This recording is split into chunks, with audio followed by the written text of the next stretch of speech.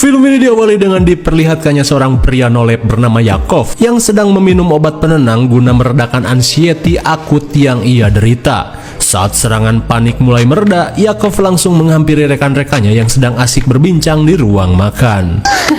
Yeah, but this guy, he looked... Di tengah hangatnya suasana, Yakov yang bekerja serabutan mengungkapkan keresahannya. Terlebih penghasilan yang ia dapat setiap bulan tidak cukup untuk memenuhi kebutuhan dan juga biaya pengobatan penyakitnya. Mendengar hal itu sontak membuat rekan-rekannya terenyuh. Namun karena sama-sama belangsak, mereka hanya bisa berkata sabar dan terus berusaha. Bekerja apa saja yang penting jadi cuan. Hingga sesaat sebelum pulang, Yakov tiba-tiba panik saat melihat seorang pria bersetelan Tarno seperti menunggunya di luar apartemen.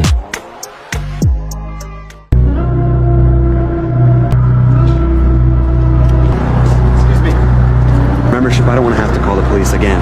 Saat mengantar Yakov, si sulah bernama Len langsung menegur si Tarno yang sering mengganggu Yakov. Ia pun berkata jika Yakov sudah ingin berhenti menjadi rabi. Takut terjadi pertengkaran, Yakov meminta Len untuk tenang dan kembali ke apartemen. Nee, je gaat eens. Sesaat kemudian, si Tarno Reb yang merupakan mantan seperguruan memberitahu Yakov jika ada sebuah job yang cukup menjanjikan, di mana Reb yang mengetahui Yakov sedang belangsak memintanya untuk menjadi somer atau seorang penjaga mayat. Tak tanggung-tanggung, uang yang akan Yakov terima sebesar $400 hanya untuk menjaga mayat selama 5 jam saja. Mendengar hal itu sontak membuat Yakov hejo dan langsung menerima tawaran tersebut. Saat mereka berjalan ceker ke rumah duka, Reb mengungkapkan jika malam ini Yakov akan menjaga mayat seorang pria tua bernama Rubin, di mana Rubin hanya tinggal bersama istrinya yang menderita Alzheimer atau pikun ekstrim. Namun Reb meminta Yakov untuk berhati-hati karena sebelumnya beberapa somer tidak kuat menjalankan tugasnya menjaga mayat Rubin dengan alasan yang tidak jelas. Meskipun heran, Yakov yang BU parah tak terlalu memusingkan hal tersebut.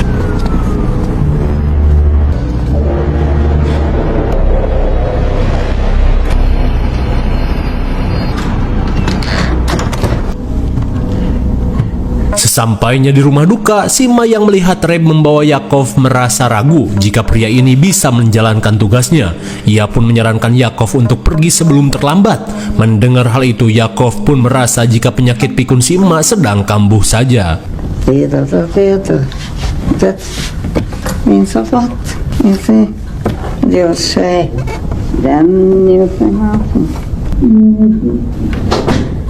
Sesaat sebelum pergi, Reb pun berkata jika ada sesuatu yang genting terjadi segera telepon saja. Oké.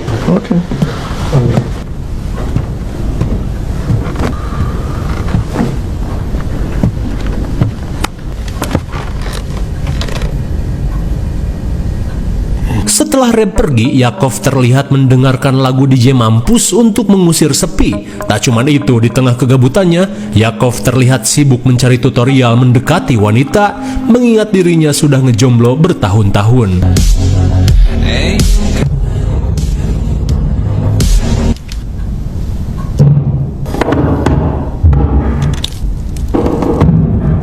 Namun seketika Yakov panik saat mendengar suara gedebruk aneh dari loteng.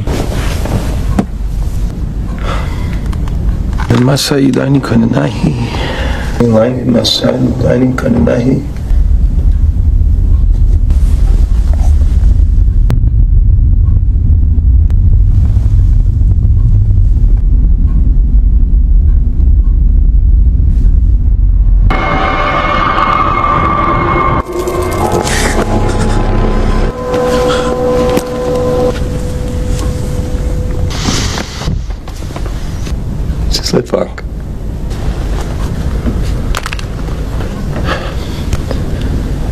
Is hij het stil? Di tengah keanehan yang terjadi, Yakov yang merasa penyakit paniknya mulai kambuh terlihat berusaha menenangkan diri. Melihat foto keluarga Rubin yang terjatuh, seketika Yakov merasa ngeri saat melihat sosok hitam ikut berfoto. Hingga sesaat kemudian, Yakov pun menemukan catatan bertulis Mazik di foto tersebut. Meskipun heran, Yakov langsung menyimpan kembali foto tersebut ke dalam kitab. Namun sesaat kemudian, Yakov tiba-tiba merasakan kantuk yang ekstrim.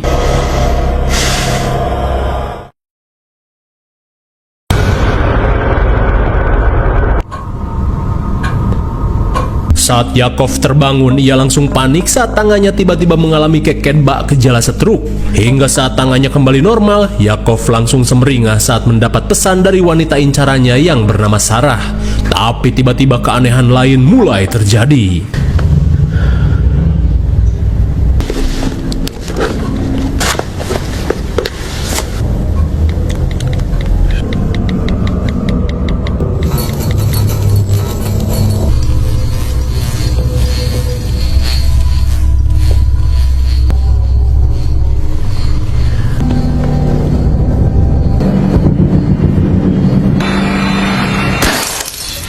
Di tengah keheranan, Yakov tiba-tiba mendapat kiriman video dari nomor tak dikenal.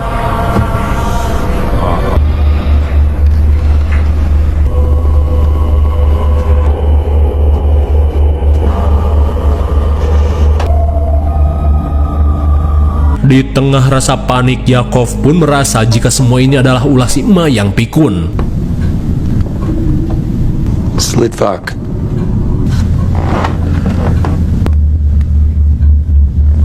Namun tiba-tiba saja video kiriman itu sudah dihapus. Saat berusaha menenangkan diri, ia pun mendengar suara aneh dari dapur.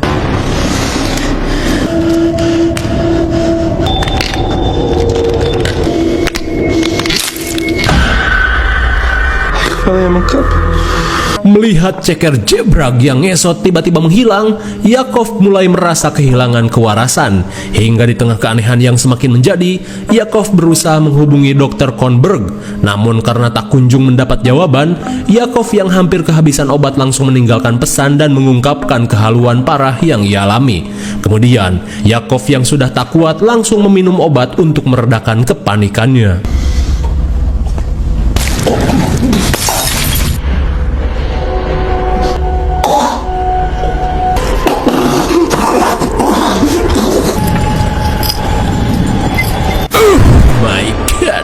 Sontak Yakov pun syok parah saat melihat gumpalan jembat yang tersangkut di tenggorokannya. Namun anehnya saat si Ima datang, kehaluan Yakov langsung hilang. Lantas saat Yakov akan membersihkan pecahan beling, tiba-tiba si Ima mengungkapkan kesedihannya setelah mengusir anak-anaknya, di mana hal itu sengaja ia dan suaminya lakukan guna menjauhkan anak-anaknya dari kutukan. Namun di tengah perbincangan, seketika Yakov panik saat si Ima menggenggam pecahan beling yang ia pungut. Wait, Mrs. Slitvak. Takut si Ima melakukan tindakan kurang iman, Yakov yang khawatir langsung menyusulnya.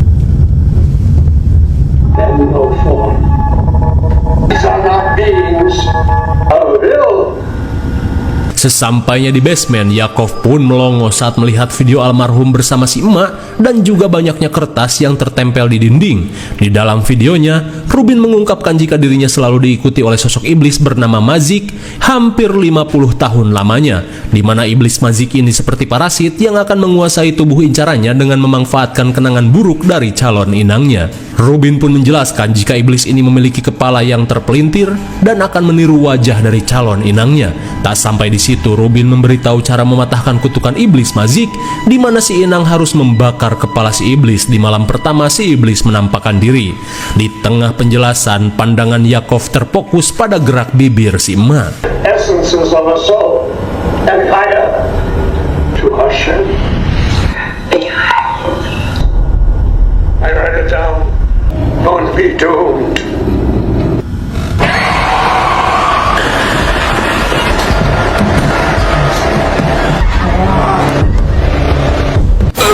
My God, sontak Yakov langsung ngabret saat melihat sosok Mazik yang berusaha menangkapnya. Tak cuma itu, cekernya sampai pengkor kejedot tangga. Di tengah rasanya nyautan dan ngilu ceker, Yakov merasa lega saat mendapat telepon dari si dokter. Lantas Yakov mengungkapkan jika saat ini ia mendapat teror aneh dari sosok hitam yang seakan terus mengawasinya. Lantas di tengah konsultasi, Yakov pun panik saat melihat mayat Rubin yang tiba-tiba bergerak.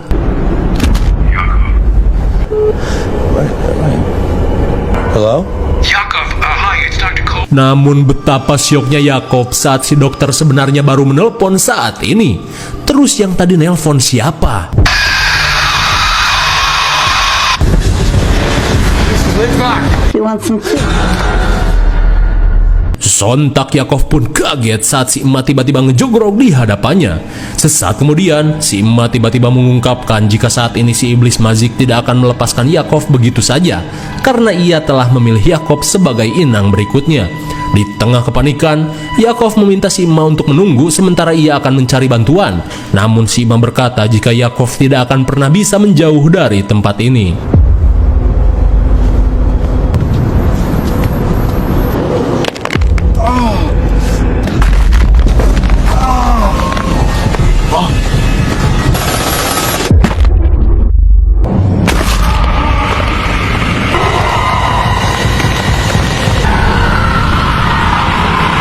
Bagaikan sinyal wifi, Yakov yang menjauh dari rumah si emak tiba-tiba lemah dan keked.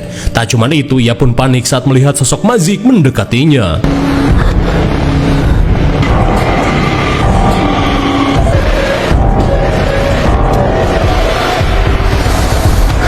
Dan benar saja, setibanya di dekat rumah si emak, tubuh Yakov kembali normal.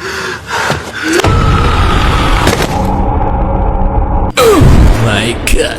Dengan wujud yang mengerikan, si iblis Mazik membuat Yakov mubui sampai pingsan. Kemudian Sin memperlihatkan trauma Yakov saat masih menjadi rabi, di mana ketika itu ia dan seorang anak didiknya mendapat pembulian dari sekelompok pemuda so asik, sampai-sampai godeg Sasuke si bocil dipotong begitu saja. Namun Yakov yang cupu tidak bisa berbuat apa-apa dan hanya pelangap-longo, hingga saat si bocil lari ketakutan, si bocil ini malah tewas tertabrak angkot.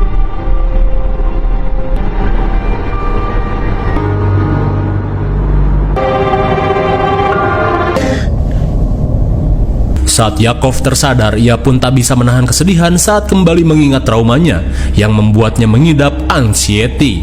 Tapi tiba-tiba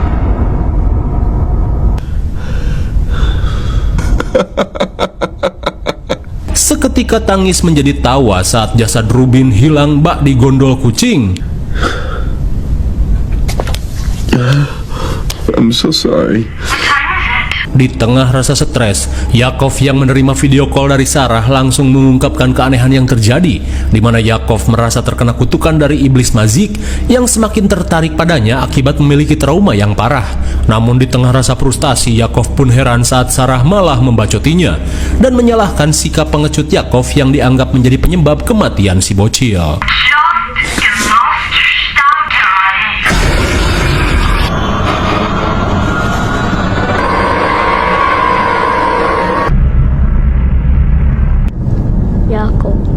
Melihat si bocil yang tiba-tiba ngejogrok, Yakov yang dihantui rasa bersalah langsung menghampiri si bocil dan mengungkapkan penyesalannya. I was lost in my weakness.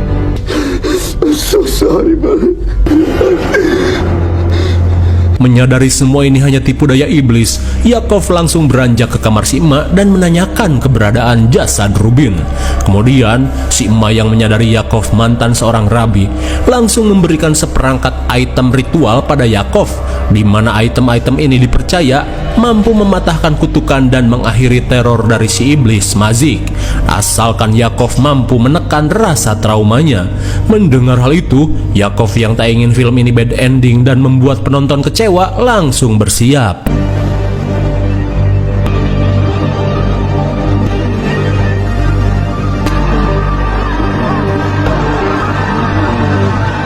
Setelah persiapan selesai, Yakov langsung mencari keberadaan si iblis.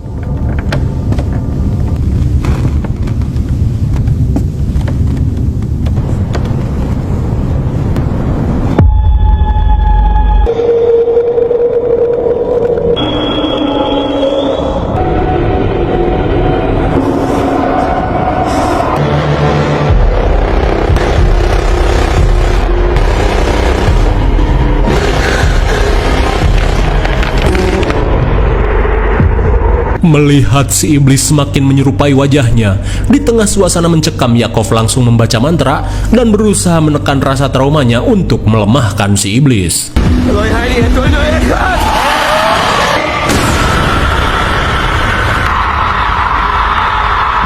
Bagaikan pentol korek, akhirnya kepala si iblis berhasil dibakar dan kutukan pun berhasil dipatahkan.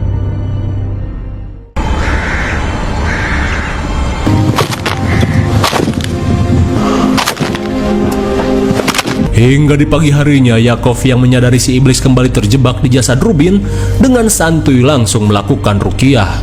Dan saat ruqyah dimulai, kita bisa melihat awal mula Rubin terkena kutukan, dimana ketika itu Rubin mengalami trauma parah setelah ia dipaksa tentara Nazi untuk menghabisi adiknya sendiri.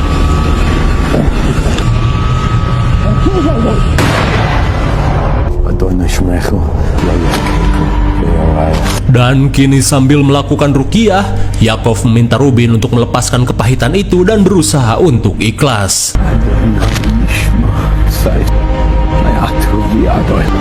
Let him go! Let him go!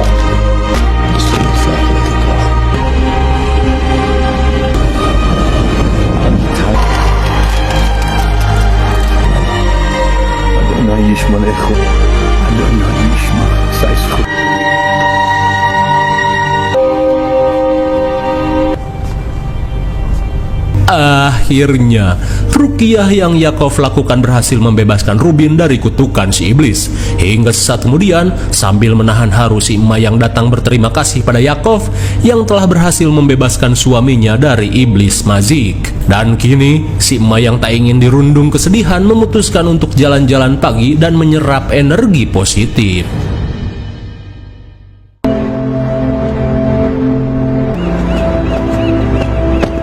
Singkat waktu, sambil memegang sebutir obat yang ia miliki, Yakov pun merasa jika teror aneh yang ia alami membuatnya sembuh dari penyakitnya. Hingga saat Reb datang bersama petugas pemakaman, Yakov yang telah selesai menjalankan tugasnya langsung diberikan upah senilai $400.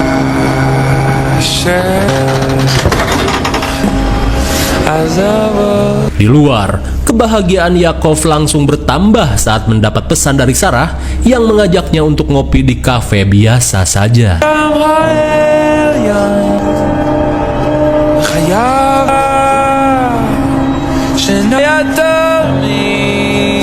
Tapi sebelum film berakhir, ada satu pertanyaan untuk kalian. Kira-kira jenis iblis atau jin yang mengganggu orang Yahudi itu baik atau jahat? Tulis di kolom komentar.